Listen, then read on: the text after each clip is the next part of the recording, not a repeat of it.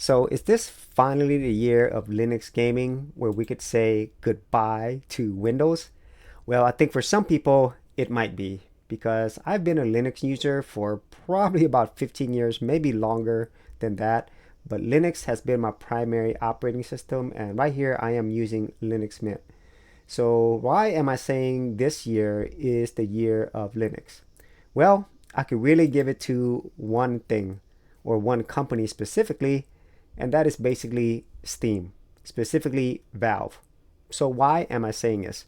Well, for most people out there, especially if you are a PC gamer, you're going to be using Steam for most of your gaming needs, and the company behind that is Valve. And what they've done is basically change the entire gaming landscape, especially for Linux users. Because before, if you were a Linux user, if you wanted to game on Linux, it really wasn't a great experience. You would have to use Wine or figure out some other ways to make things work.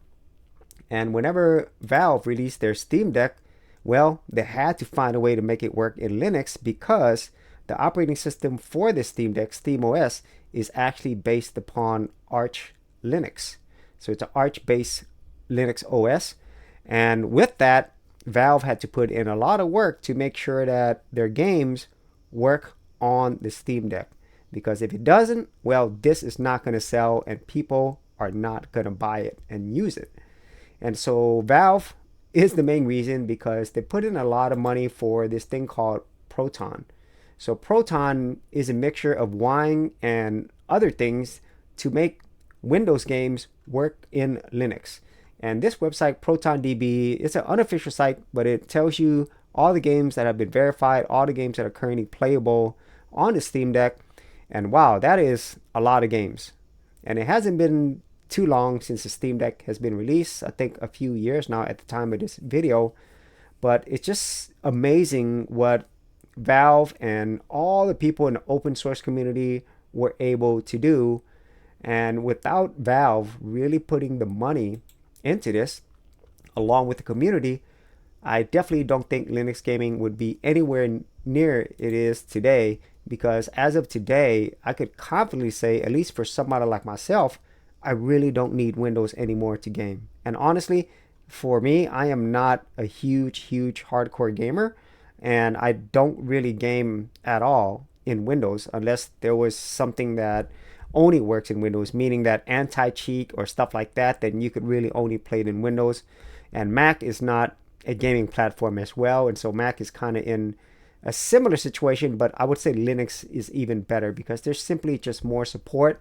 And if you go to the Steam site, you could see Steam Deck Top Played and also Great on Deck. These are games that have been verified by Valve to work on their Steam Deck. And now, like I said, there's thousands of games. And if you go to ProtonDB, there's always new ones coming out all the time. And there's games that are not yet verified but recommended. So the list is continually growing every single day. And as somebody who enjoys gaming and who wants to game on Linux and don't want to use Windows, honestly, I could finally say I could do that. And as you can see right here, I do have a game here running in Steam. This is Street Fighter 6. And this is not native to Linux. This is using the Proton DB or Proton, I'm sorry, to actually work in my Linux computer. I am using Linux Mint, and it just works really awesome. And a lot of the games are constantly being optimized, and so in a lot of cases these games are more than playable. And at the same time, there's even some games that actually perform better in Linux.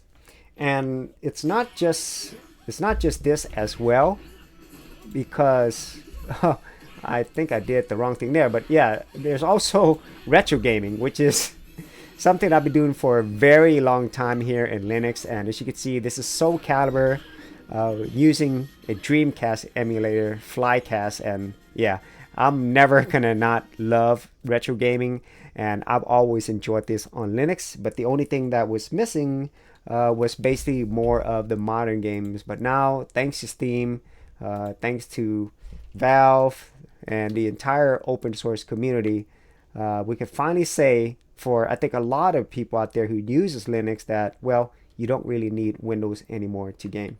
So if you actually had any thoughts on this or any other ways in which you game in Linux, be sure to leave in the comments area below, and I'll see you on another episode.